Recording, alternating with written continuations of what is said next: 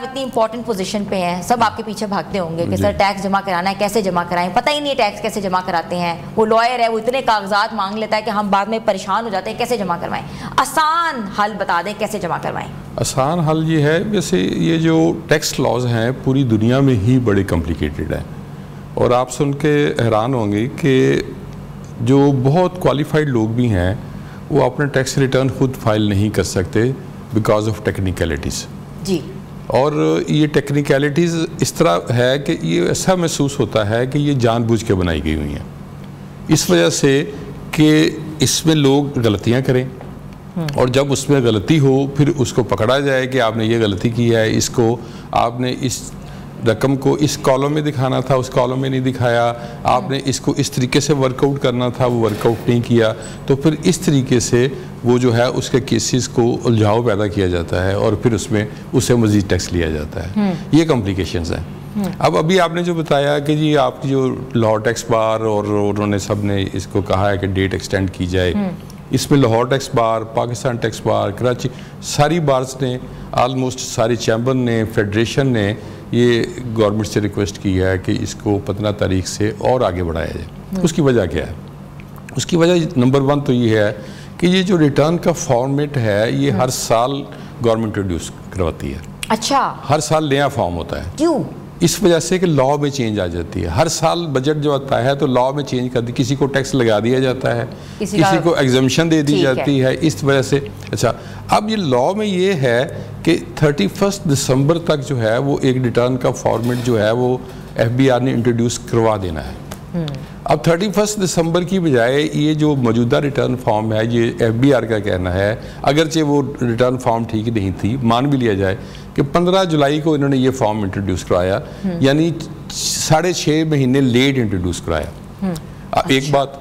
दूसरी बात ये है कि मुल्क में आपको मालूम है कि फ्लड की पोजीशन रही, इसके बाद ये जो अभी जो लॉ एंड ऑर्डर की सिचुएशन है, right from Lahore to Islamabad, ये भी इसमें सिचुएशन है। तीसरी बात है कि लोगों के पास फंड्स नहीं है, तो जब तक आप टैक्स रिटर्न के साथ जमा नहीं करवाते आपकी रिटर्न सबमिट नहीं हो सकती।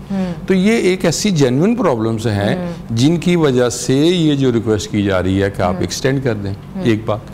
दूसरी बात ये है कि क्या इस रिटर्न कोई एक्सटेंशन देने से गवर्नमेंट का लॉस है? गवर्नमेंट का तो कोई लॉस नहीं है। गवर्नमेंट को जब रिटर्न आएगी, लेट भी अगर आ जाएगी तो उसके साथ तो टैक्स आएगा। ऑब्वियसली उनके ट्रेजर में तो आ रहा है ना, आएगा। बजाय इसके कि आप दरवाजा बंद कर दें जी।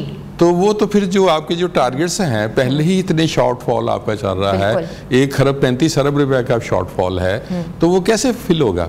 अच्छा, आपने बड़ी अच्छी बात की है दराना मुनीर साहब। मुझे ये बताइएगा कि जब जो करंट टर्मोइल हुआ था, फ्लड आया था, एग्रीकल्चर सेक्टर हमारा सारा डूब गया था, कुछ कागज नहीं थे, चीज़ें, आपको पता है कि हमारा एग्रीकल्चर पे हम बहुत बड़ा इन्हिसार करते हैं, तो ये जो एग्जाम्पशंस हैं, लॉ एंड ऑर्डर की सिचुएशन बताई आपने, तो बहुत सी चीज़ें अफेक्ट हुई हैं, इसमें गुड्स अफेक्ट हो रहे हैं, मार्केटें बंद हुई हैं, तो इनके लिए कोई एग्जाम्पशन है एक्सेप्ट फॉर कि डेट एक्सटेंड हो जाए? नहीं, वो तो ये जो एक्चुअली जो फ्लड आया है या दूसरी चीज़ें हैं, इसका इफेक्ट आना है नेक्स्ट ईयर, फिस्कल ईयर में, टैक्स ईयर 2026 में इसका इफेक्ट आना है। ठीक है। ये जो टैक्स हम दे रहे हैं ये दे रहे हैं 30 जून तक, जो कि क्लोजिंग हुई है 25 में। ठीक है। इसका टैक्स दे रहे हैं। तो अभी जो है अनाउंस किया है, जहाँ फ्लड आया है, गवर्नमेंट ऑफ पंजाब ने वहाँ अनाउंस कर दिया कि जो उनका एग्रीकल्चर टैक्स है वो हम उसको एग्जम्प्ट कर देंगे। अच्छा, वेव कर देंगे। लेकिन इनकम टैक्स में ऐसी कोई प्रोविजन नहीं है। अच्छा। इनकम टैक्स आपने पे करना ही करना है। वो फ्लड में जो आपका लॉस हुआ है उसको अलाउ करेंगे एज एक्सपेंस। उस अमाउंट से आपकी इनकम उतनी रिड्यूस हो जाएगी। जब उसकी इनकम रिड्यूस हो जाएगी उस पर टैक्स भी रिड्यूस हो जाएगा। ये ऑटोमेटिक सिस्टम है, तो उसमें कोई स्पेशल से एग्जाम्पशन देने की कोई ज़रूरत नहीं होगी लॉ में। अच्छा सर, एक और चीज़ मैं पूछना चाहूँगी, बिकॉज आप आज आए हैं और इट्स अ वेरी नॉलेजेबल चीज़ कि आप लोगों को बता सकते हैं टैक्स जो है, जो स्मॉल इंटरप्राइजेज है, वो अक्सर कहते हैं भाई हमारा क्या काम है, हम तो थोड़ा बहुत कमाते हैं, हम क्यों टैक्स दें? डिजिटल जो लोग काम कर रहे हैं, जिनमें डिजिटली ऑनलाइन बिजनेस कर रहे हैं, हमने क्या करना है, हम क्यों टैक्स दें, हमारा तो ऑनलाइन काम है। तो किन किन चीज़ों पर टैक्स जो है वाजिब है? नहीं, टैक्स तो हर इनकम पर वाजिब है, हर ज़रूरी है कि उसके ऊपर टैक्स। अब ये कहना कि जी मेरा स्मॉल बिजनेस है, ये एक बड़ी रेलेवेंट टर्म है। अब लॉ में लिखा हुआ है कि जिसकी 50,000 रुपये माहवार से ज़्यादा इनकम है, यानी 6 लाख रुपया साल की अगर इनकम है, वो उस हद तक तो वो एग्जाम्प्ट है। 6 लाख से ऊपर जब जाएगी वो टैक्स पे करेगा। ठीक है। अब 6 लाख वाला बंदा जो है वो कहे कि जी मैं ठीक है मैं टैक्स पे नहीं करना। अब कौन सा शख्स है जिसकी माहाना ईंधन जो है 50,000 रुपये से कम है? अगर उसकी 50,000 से कम है तो वो तो अपने एक्सपेंसेस मीट भी नहीं कर सकता। तो इसलिए वो टैक्स उसके लिए वाजिब है उस पर। अब अगली बात है कि जी वो टैक्स उसने कितना देना है।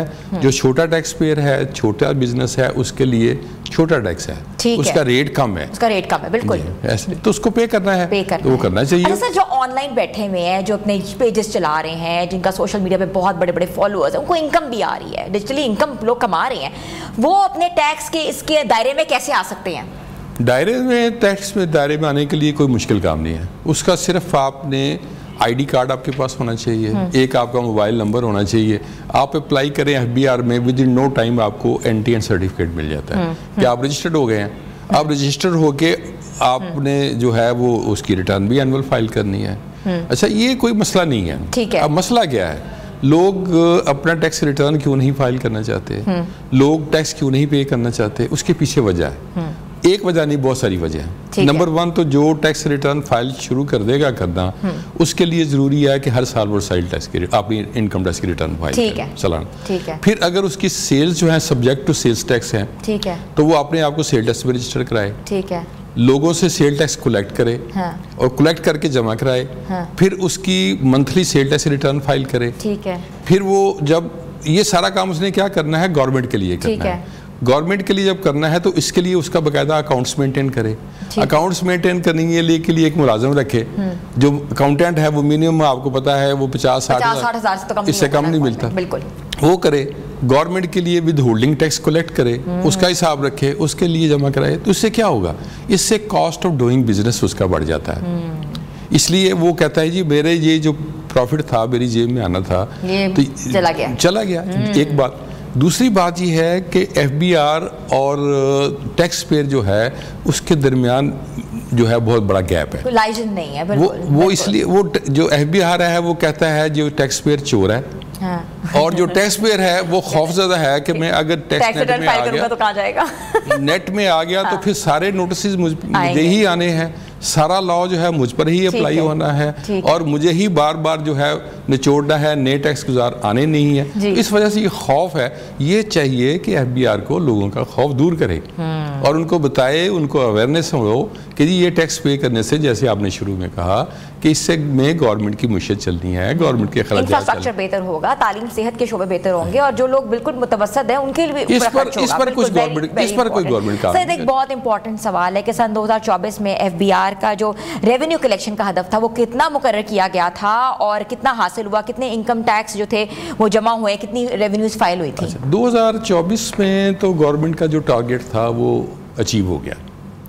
वो अचीव इसलिए हो गया कि जितनी चाह रहे थे कि रिटर्न जो है 70,000 के करीब, 70 लाख के करीब आ जाएं, वो उनको मिल गई। अच्छा। जो उनका टारगेट था वो भी अचीव हो गया।